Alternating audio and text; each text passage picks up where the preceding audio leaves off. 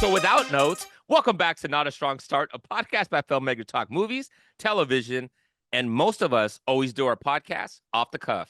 I'm your host. Get off her, I'm not your host. I know what species is worse. And I'm your Xenomorph queen for the day. Play. but it's Queen. Cool. Yeah, that's I know. AW. Queen. There you go. So, in this week's episode, we're going to be spotlighting the character of Ripley because we cannot stop talking about the alien movies. The one thing we can all agree on, Ripley is so phenomenal. So, we want to do a whole episode dedicated to talk about the badassery of the one known as Ripley. Overall, what are you guys' thoughts? How do you guys feel about it? Do you guys think she's a badass, or am I completely, or is this complete hyperbole by what I'm saying? Please, Marie. I mean, I think But we all already said it. We I all know. think it's a badass. yeah, Yeah. but I didn't know just how much because I watched like Alien so long ago and I didn't revisit it for so many years after. So everyone's like, "Oh, Ripley's so great." I'm like, "Okay," but I just didn't remember. And then rewatching it all like the series with her in it like numerous times now, I'm like, God, she's probably my favorite of all time. She's my top 3 favorite character ever of all time. Like, she's one of my favorites. Yeah, I mean, I think to this day, the so much time has passed, and the fact that this character you still have to have her in conversation when it comes to one of the most badass characters in general. Like, it's Mhm. not even like not other people put her in as like one of the best female characters that there's been, but I think just best characters in general. And we, Mhm. was it late 70s? The first Alien was Mhm. 79, something Yeah. like that. 77, Yeah, I think, wasn't it? 4? 74? 79. 79, Yeah, 79. Oh, it's 79? Hey, I Okay. thought I think I'm getting stirred 79 up with was, I Star was Wars right, 74. Dan. yeah, 77 was Yay! Star Wars. With Tell me to suck this it, Jose. Tell me to suck it. yeah, Dan. Yeah, with this character for all the way 79, like all those decades. And when you're making the list of most badass characters, especially when it comes to, horror films, you have to include Ellen Ripley in it. So that says a lot about that character, that you have this longevity when it comes to them. So, but speaking of that, like, we're all saying she's a great character, but what attributes make her a great character? Dan? Okay. So before I get into the attributes, I want to say a little bit about this character, about what stood out for me, okay? And what it was is she was a final girl, right? In horror movies, that's the term we use, the final girl. The girl's gonna make it to the end of the movie. And usually it's always a character that's vulnerable. It's usually a character that has great screams, right? It's always like the scream queens and all that. Like so many when I say final girl, there's a lot of things that come with that you think of. Ripley is not those things. And that's what made her so awesome, was that she was so different. And it come out in the year like 1979, as we all knew when the first Alien movie came out. Of course, but it was so different that she even acted better than a lot of the male characters in these type of horror movies, because she exemplified the same characteristics of what men would have in these horror movies, except the men were dumb.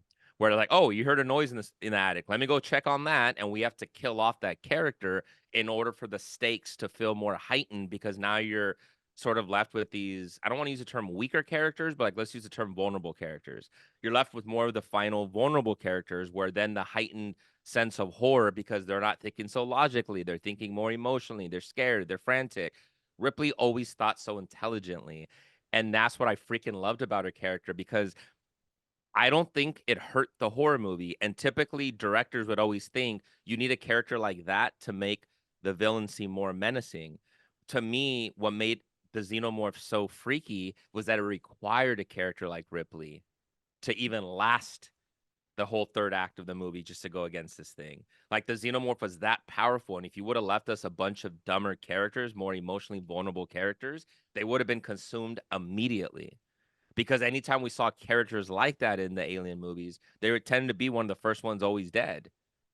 That's what made Ripley so just cool, is that they gave us the intelligence and everything, and you still saw how many times she came in peril and could have died, should have died, would have died, and Ripley still persevered. So, sorry, Marie, go ahead. No, I think yeah, you just basically said some attributes as to why she's your favorite. You Oh, answered yeah, the question. You did. there you go. You did. I was gonna say, I think that as time goes on, like so in 1979, she's like one of the best characters ever. Mhm. And I guess Final Girl. But as time has gone on, I think the more final girls and strong characters that we Why do see, you keep throwing that in quotes? because she's not technically a final girl by your description, by how you're just saying, like, she's not a scream queen type thing, like type scream queen, whatever. Yeah, well, yeah, but I'm saying I think it involved what that term means because they used to Yeah, try to simplify it by saying, "Well, it's just a final girl." It's like, well, she is a final girl, but it's showing you they yeah. could be bigger than that. But yeah, sorry, go ahead. That I'm just doing this because stereotypically they're looked at as one, so Yes, like a scream queen type. That's why I'm yeah, doing it. correct, I'll correct. put my fingers I'm down, focus on the sorry. stress ball, I'm focus on my stress sorry. ball. But I think Sorry, as bro. time goes on, it's just proving how good she is because there's still no character I think that has compared to her. And I think it's elevating her as the years go on because it's like, yeah, but Ripley was so much better than this one. This is, you know what I mean? I don't know if I'm making sense, but by comparison, she's aging like a fine wine. Okay, that's what I mean. Her character is aging well. Yes, Bush and all. One of the things Dan mentioned, the intelligence, which is one of her strongest attributes that carries her through multiple movies, and that was one thing that stayed consistent through all of the movies, even with different directors, different creative heads behind each movie. You know, there were certain attributes that remained the same when it came to this character, and I think that's what helped this character have the longevity that it was. So there's many times we see in projects, whether it's TV shows, movies, when you have a character being taken on by different writers, different directors, where almost the essence of what makes that character changes dramatically. Like some of everyone's favorite change that gets mentioned for any Star Wars fan, what they did with Luke Skywalker by the time they got to the last saga. They almost changed the core of what that character meant. So it's kind of like the Batman quote, where it's like, long enough to become like the villain. If when these characters are around long enough, they run the risk of being changed to their Mhm. core, not always from the most positive way. She kept a lot of her attributes. Dan mentioned the intelligence. I think one of the ones that we got from the first movie and kind of just increased as we went along was her leadership qualities. Multiple movies that by the time shit hit the fan, who were they turning to? Who was giving the directions? Who was giving the orders? Even in like Aliens, you have these trained Marines. They have their own leadership, their own commander. And then when shit hit the fan, who's like, you go do this, you go do that. We're gonna do this. I'm gonna get you out of here. It was Ripley. So I think besides IQ, leadership is one of her strongest attributes that she maintained throughout the entire series. Yeah. So what I want to, so for me, one of her strongest attributes that she had, and this is what I said when it felt more like what the typical man would consider is, typically how they portrayed him in movies, I should say, is that her dedication to the idea, her beliefs. So in Alien, the protocol, was when they had their shipmate, right? When you got a face hugger on it, she says, "Don't let them in, don't let them in." That's typically something that a cold-hearted, the way that they portray a man to be, right? Our emotions aren't involved. Protocol says, "Don't allow them on set because we don't know what it is. Don't allow them on the ship."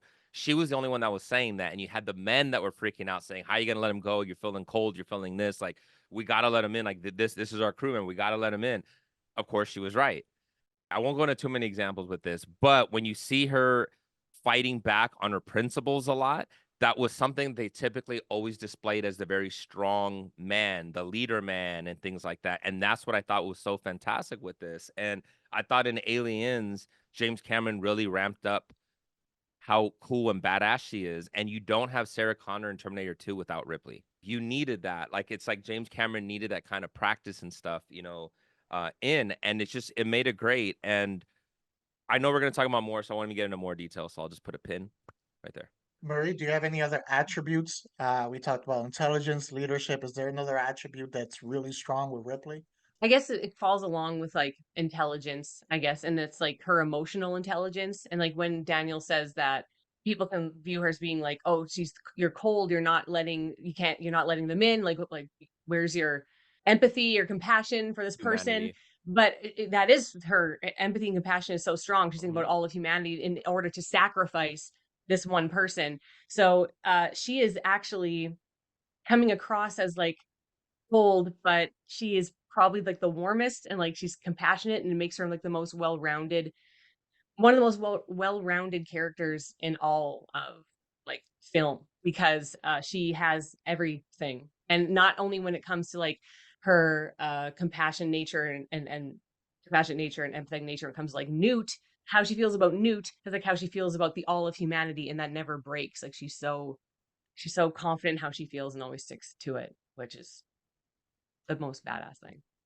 Mhm. And then that's a good point. And then I viewed that as the logical aspect of her. She was Yep. always logical in the moments, which is Mhm. not. It can be rare when it comes to horror movies to have characters that are logical in there. Mhm. But you know, we talked about the attributes and what makes the character great, but we wanted to take some time and recognize like some actual moments from the movies that portray these attributes and the great aspects of the character. Marie, we'll start with you on this one. What is a top Ripley moment for you that exemplifies her as a character? This is weird because I don't know what I'm trying to think of how to explain how this is how it portrays her character, what I see in her character, but it's just one of my favorite moments and scenes in all of Alien franchise, and it's just her by herself, and that's when she's in the elevator and Aliens, and she's dropping down, and she's like 5 floors away, and like whatever awaits her on the other side of the door, and she like takes a deep breath, puts her head back. You can tell right there, like she's letting herself be vulnerable. She's letting the fear like overcome her just for a moment. And then she opens her eyes and like, let's go. Like she's like all ready. And then it just shows her composing herself and getting into the zone. And it kind of shows all like so many assets and like facets of her character in that one little scene. And it's such like a raw, human, intimate scene for her. It just shows like how complete she is as a person. And you see that determination in her eyes, like seconds after you see her being like, "Oh my god, what am I gonna do? What's gonna happen?" And she's like, "Well, let's go." Like I don't know. That's like my favorite scene in probably any Alien movie. That one little tiny moment. I think it was a good scene, and it shows too, like some of the things that we talked about, Hmm. especially when it comes to her composure, is you know, and like Dan mentioned, characteristics usually that were given to male characters is knowing when to turn it on, and then when is the right moment to turn it off, and then turn it back on again. She had Hmm. that moment of solace and just kind of like release because I'm going right back into war. So I think that's a good moment. Yeah, no, no, for sure. So I agree. I think that's a great moment that Marie talks about, and that's what I say when I say she's a badass. I can compare her to even a lot of male characters that we've seen to be in these badass moments. It's that moment that you can, and that's not even something that I even associate with men in general. It's just that's what they kept putting in movies, right? Oh, well, here's a strong man. Here's what they're doing. Very few people can do that, where you can kind of tap into it and you get into like that Mamba moment, right? Where it's just like I'm willing to die for this cause. Not many people show the ability to be able to do that. So for me, one of the scenes that I loved most about her was, when you watch the director's cut, when you watch the deleted scenes, you see that there's more backstory about Ripley and her daughter that they didn't really tackle when they dropped the original theatrical release. And I love that moment of you see the look in her eyes when she finds out her daughter long passed when she's back out of the cryo chamber. I promised her that I'd be home for her birthday. Her 11th birthday. Oh, That's what explains so much about her character when she feels for Newt. It feels so much about why she's going out of her perils and she's going against the things that she preached about in the first one and in the beginning of the second one to go against protocol to go rescue her. You saw so much of the motherly instinct that came out of her and the attachment that she had to Newt. That to me is the biggest badass moment for her that I always felt, which then culminates with her in the robot suit, right? Saying, get off her, you bitch. It was mother to mother scrapping for their kids because even the queen alien was scrapping for her children too. It became a mother Yeah. to mother moment. And that whole emotional arc for her, I thought was just so damn beautiful that James Cameron freaking nailed. And the commitment level, if you're a parent especially a devoted parent, you know exactly what she's feeling, where you're willing to go to any means of the earth. You know, you hear crazy stories about mothers lifting cars to free their children, and they somehow possess a superhuman natural ability, you know, of super strength for the display of their children. You see Ripley go through that, and that's why I hated that they had cut it down or took it out. That's why when we saw the deleted scenes, we saw the extended cut and stuff of it. I felt that was so necessary to her character. That way she didn't become so one-dimensional, and it absolutely exemplified her femininity and the motherly thing. And don't confuse her being a badass as in her being a very masculated woman. She's not. She's not at all. She's very much a feminine. She's very much a female. And I just thought that whole scene was just so beautiful, man. So gorgeous. If you look at the timeline, it makes it even more tragic. So yes, while the first three movies spans many decades as a whole, time frame wise, if you look at between the cryo sleep time frame, for her, it's not that much time that she's actually like awake between those No. three movies. So in that short time frame of her being awake and conscious, losing her real daughter, then getting an attachment to Newt, and then waking up and finding out Newt is done after that too. It's like losing two daughters in a short time frame for her and start having to deal with all of this and still being, like Marie said, having the emotional intelligence to keep herself composed to deal with what needs to be dealt. So I think that's a good moment there because it shows that other side of her too.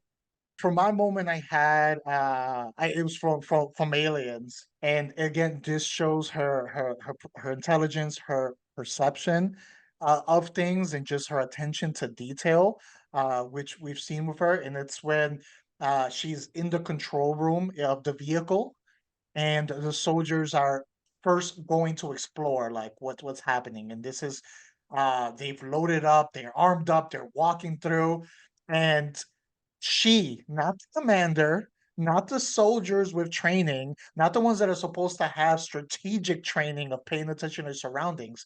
She's the one that's like, you can't go. What kind of ammo are you using? Have you thought about what's around you? Look at what's up there. You try to fire, like, we're all done.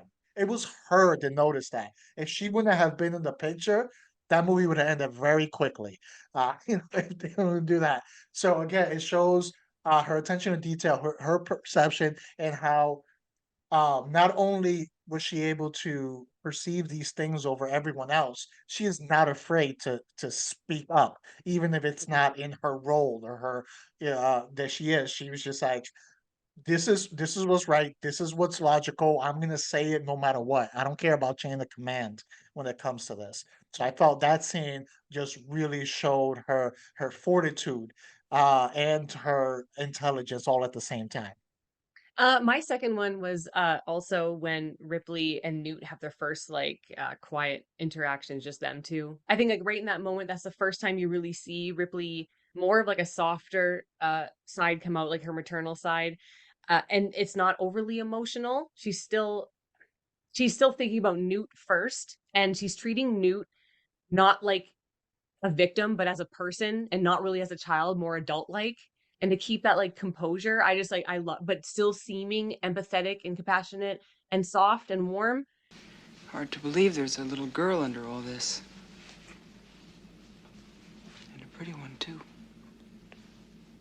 I don't know how she was able to act that so perfectly, where it's like she had everything all in once, all together, and like, oh, that, yeah. So that was my second one.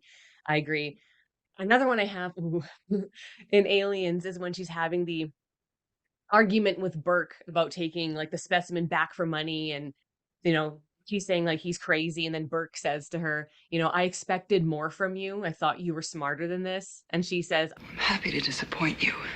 that is like such a badass, confident, never not at all letting him get in her head. She's not being manipulated. She's just like, well, good. I'm glad I disappointed you. Like, I just find that her mental strength there is just so like top tier. There was not even a thought in her eye, like, oh God, maybe, am I not being smart enough? She had zero doubts in her objective, zero doubts in how what she feels is right. And it's just like the most confident line, the way she delivers it. Just like, yeah, I love that. It's a good moment. Yeah, it's a good Man. moment. Let me give some love to Alien 3. Okay. I know we're purposely not going to focus on Alien 4. I just want to let listeners know that just because it's, it's a clone Ripley. So we felt like it would be kind of, it wasn't fair, right? Because obviously a lot of her attributes and stuff would be heightened. So fair enough. I'll focus on Alien 3. On Alien 3, we've talked about this on the pod before about how each movie tends to change tone a little bit, and David Fincher went very dark in this one. What I really love about what he did with the Ripley character in this one is that he stripped her down and really hit her with a lot of vulnerability in this one.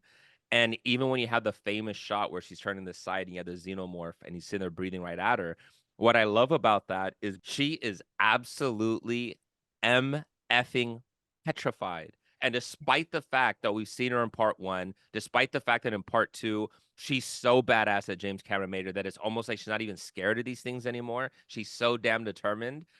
Part three comes back to basics a little bit. And just in that shot alone, you see how vulnerable and scared and frightened she is, that these things are still very freaking scary. And what I love about that is that it then goes back to that's how badass she is. That's how determined that she is, that she's still doing despite the fact that she's damn petrified by this damn thing. And you see that vulnerability in her face that James Cameron never showed in Aliens. You didn't see that level of fright in her, right? Despite the fact that there was a lot of scary moments, you didn't see that. You saw vulnerability in that moment. And I just thought it was such a beautiful thing that David Fincher did, which is why this franchise is so amazing because oftentimes with these sequels, they went back to basics with certain things as they also pushed the storyline and the franchise forward. That's why they did it so well. So you can argue about if 3 and 4 sucked, which one was worse, this and that. You can argue that they were great. You can argue whatever you want with them.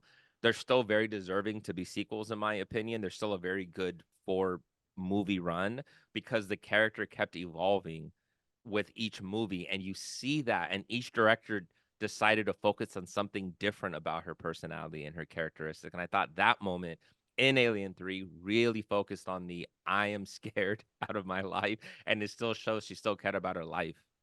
That's why it's one of the most iconic shots in the whole franchise. Absolutely. Hmm. Funny enough, my next one is actually an Aliens 3 one too. Ooh. Yes. One of the highlights for me on that one with Ripley came to her persistence.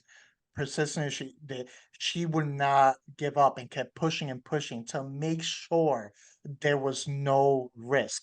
Like here she is, woke up on a random planet, finds out she's in a prison filled with uh criminals, very bad criminals, and her tunnel vision on like making sure that there is no risk, that this thing did not make it with her over here and it's gonna wipe out these people. She could have easily just waited until they picked her up and gone on her way and be like, whatever, they can handle it on their own.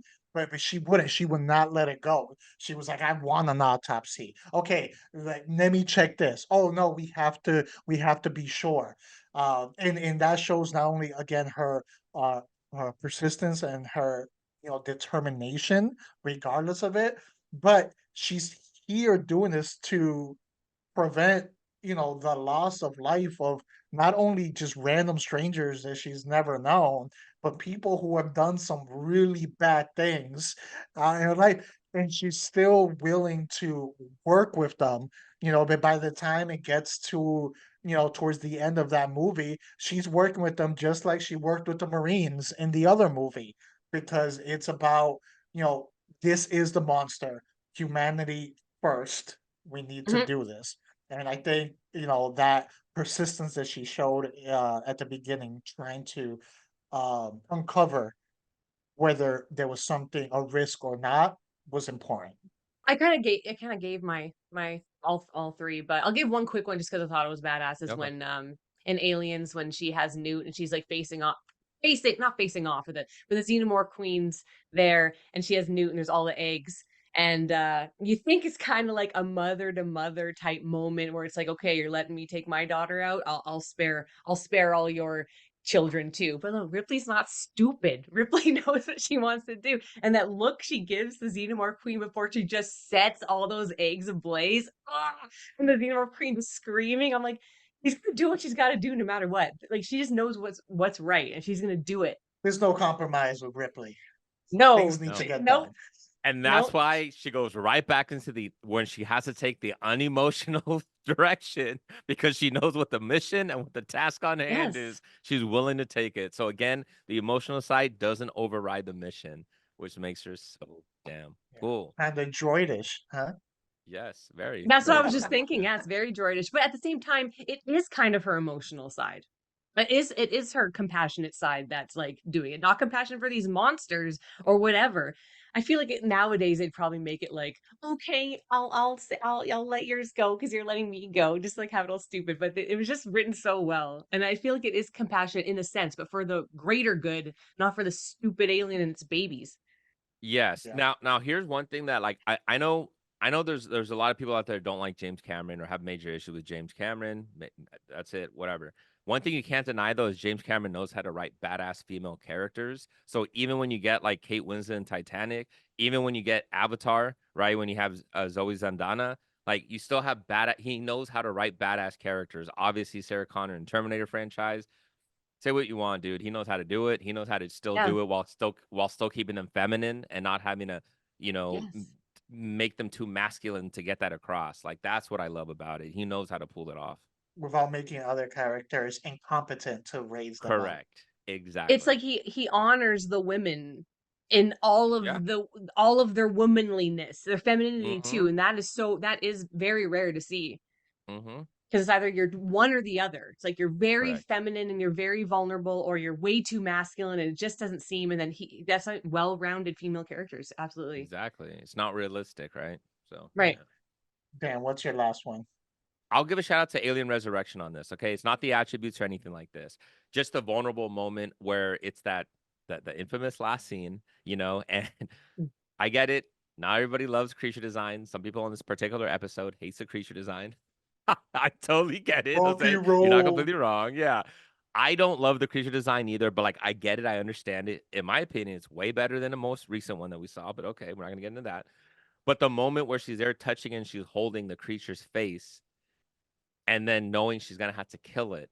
To me, there was that emotional appeal where again, the mission, what's important, everything is what's more at stake, and you saw that it so emotionally hurt her. She saw the vulnerability. It wasn't so much she saw this creature as like a baby, but she saw the innocence in it.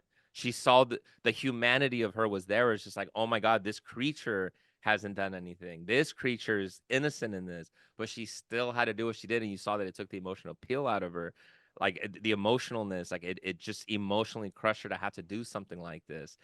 Still a great scene though. Like that scene, the emotional part of that scene, I freaking love of Alien Resurrection. Right? There's a lot of things that could have changed about it, whatever, but that emotional scene was still great. Jean-Pierre crushed that scene. Even though it's not technically Ripley, that's a Yeah, Ripley moment. That's a Ripley it's a moment. Ripley Like moment. you And it you still has feel like a her lot of there. yeah, exactly. Ripley in it. Like Exactly. Ripley's in there, but like you still Yeah, feel like she's Ripley in that moment. Hmm. correct. Yeah, on her end, that was a good emotional moment when she had to kill Sloth. So I agree.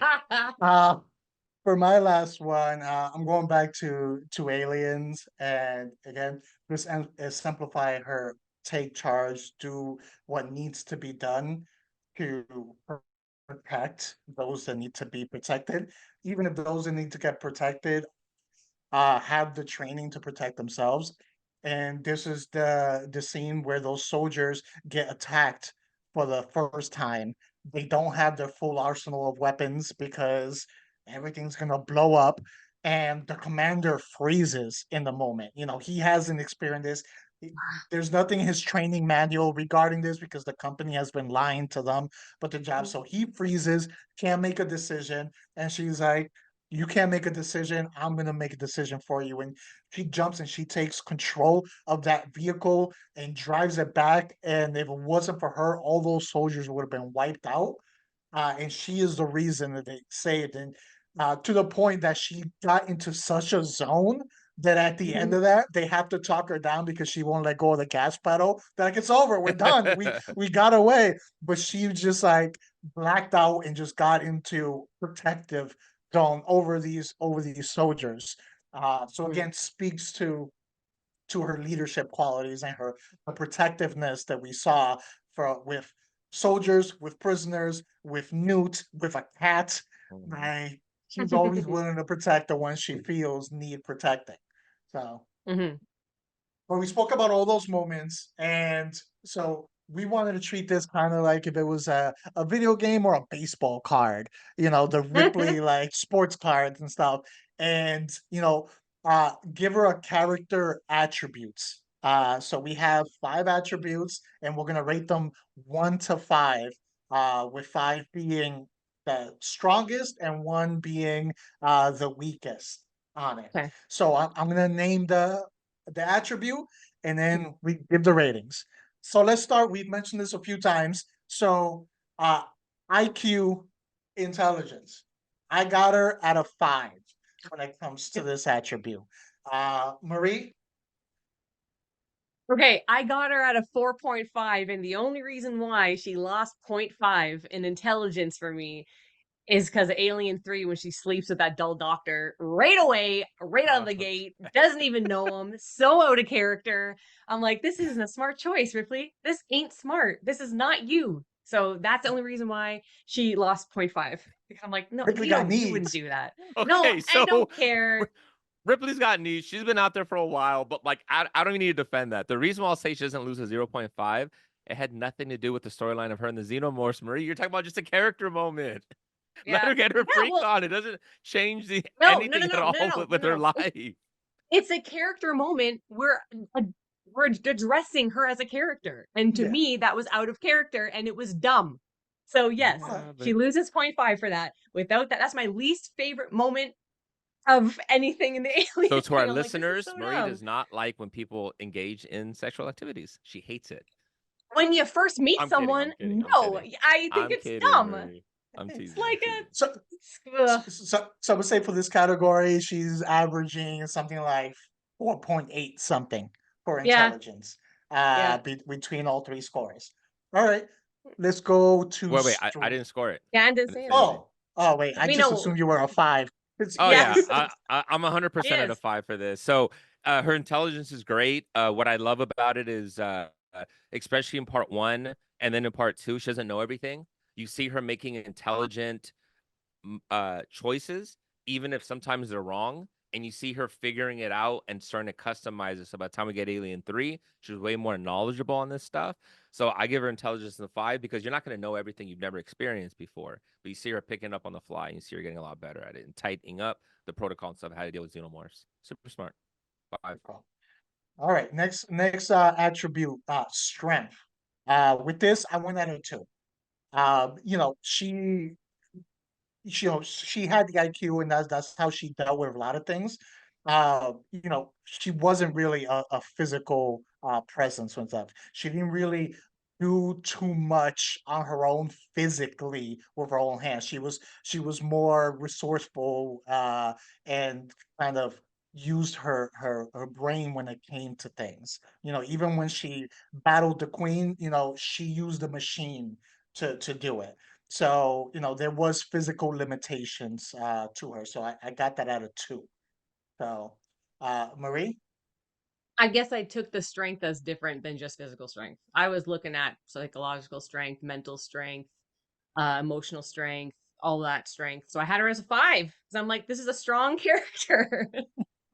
Physically, she seemed to handle her own just as any other strong person, any other, physically built person there. She's handling big ass weapons and flamethrowers, and you don't really see anyone in this franchise really being like the super like strong, doing things different than she did. So I'm thinking I'm at a 5, just working that big old thing that she's in. 5. And strength in every way, she's a 5 to me. All right, Dan? I gave her a 4 because I saw the same thing that Marie, saw. So I Mhm. saw emotional intelligence, emotional strength and all that stuff. But the emotional strength in particular, I gave her a 4. When she said the reason why I dropped it down to a 4 because she's not the physically strongest one, so that's why I gave her a 4. But when you see her there with a big old flamethrower, you see her there with a big old, I mean, she's holding her own in that. She looks like a badass. The strength is there. I don't think you need muscle mass to exemplify what strength is. But that's why I ended up dropping her a little bit because she didn't have the biggest body and stuff. But super, I mean, her strength, her emotional strength, I was going to use the terms of our next category, but I won't, so I'll leave it at that. 4. Next category, resilience, toughness. For this one, I had to go with a 5. For resilience, toughness, just because she went through a lot, and it's just not the emotional resilience, but you know, having to go through all of that, even though she wasn't overpowering or anything, but to be able to deal with everything that she had to deal with, it took a lot of resilience. Most of her points for me is coming from the mental resilience because anyone could have just given up at any point within those first 3 movies, because the 4th movie, she kind of was super powered. But when the first 3 movies, all that, anyone at any point could have given up and just be like, "You know what? That's it. I'm just gonna sit here for a while. That's it. It's over. It's over. Game over, man. Game over." But she didn't. So that's why I have her at a 5 for that. Marie? Oh yeah, 5.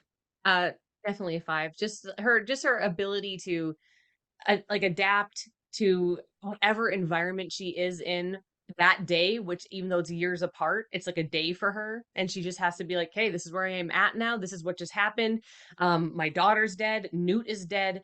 I gotta just keep on going, and I gotta help the people that I can help, and um, keep those xenomorphs off of the earth and keep them away from everybody." So like her resilience is like unmatched. I think you don't even really technically see like a breaking point for her where she's like just loses it and she can't deal anymore. Just yeah, her being able to survive and recover mentally, and physically, emotionally under all that fear and everything. Like she's crazy resilient in every aspect. I gave her a 5 as well for the same reasons because she'd get out of the cryo chamber. She'd start to tell them again the logical things that they need to do. They didn't Hmm. listen, so then she adapted. The toughness because she emotionally again had it. Okay, this is where I'm at. I don't, as they say in Predator, they don't got time to bleed. And this one, she didn't have time to cry. It was like, just pick your stuff up, keep it moving. We don't have time for this. We don't have time for vulnerability. We got to keep it moving. And there was always like a new mission that she was on that she had to figure it out and complete the mission every time. So resilience, toughness, 5, definitely. Mhm. Hmm. And then the next one, resourcefulness.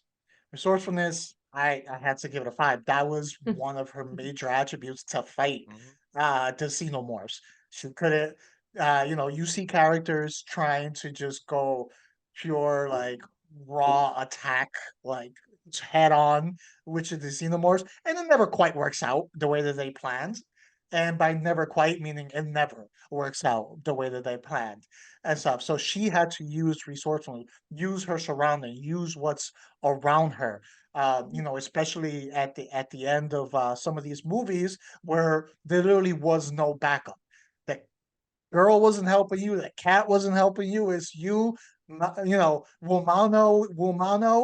uh, one on one against these xenomorph in enclosed spaces. She had to be resourceful, and she used what was around her. And when that didn't fully work, she would use the next thing that was around her in order to do it. So I had to give it a 5. Marie? Yep, 5. Like just taping flamethrowers to guns, and she's making escape strategies and making all these tough calls and operating machinery. Like she's resourceful in every way. Again, like thinking strategically and planning her executions with everything's like all of it. 5. Yep. Dan? 5. Yeah, 5. I mean, she, she's like the MacGyver. What do I have? A paperclip Yeah. and some bubble gum. Let's go kill some xenomorphs. Yeah. She figures it out. She makes it work, and that goes back with the intelligence and the toughness of her. Is that she knows what the task is. She's willing to go by any means to get it done. So, like, that's definitely resourcefulness, man. We've seen her put together and create new weapons out of past, weapons, and even resurrection when she knows she has some extra ability and she has, acid in her blood. She starts utilizing it to the best of of what she needs. So 5. And the final category, leadership in this. And surprise, I had to go with a 5.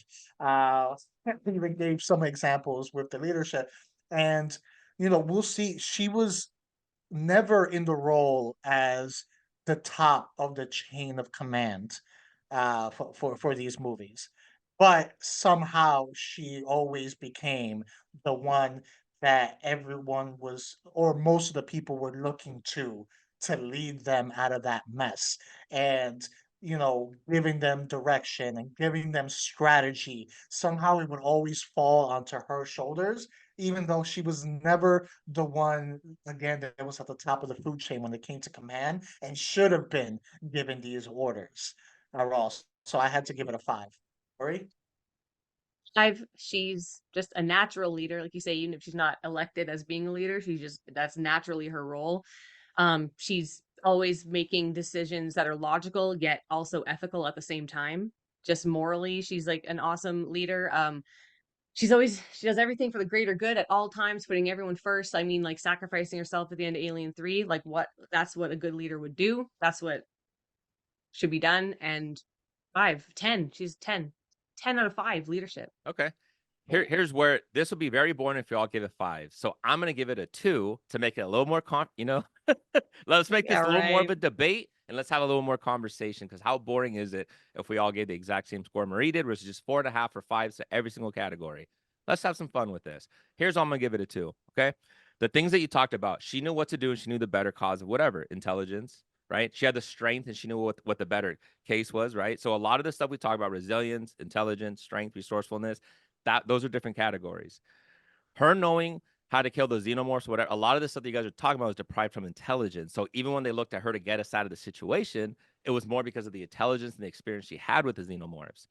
If she had a 5 out of 5, despite the fact that she wasn't in that role, she didn't necessarily have the charisma or the charm like in Aliens, where she can get people to follow her or want to follow her immediately. It always took till more of the bigger personalities, more of your typical cliche leaders had to die for her to then be able to elevate, and the other people then starting to look up at her. She didn't actually gravitate and step into that leadership role immediately.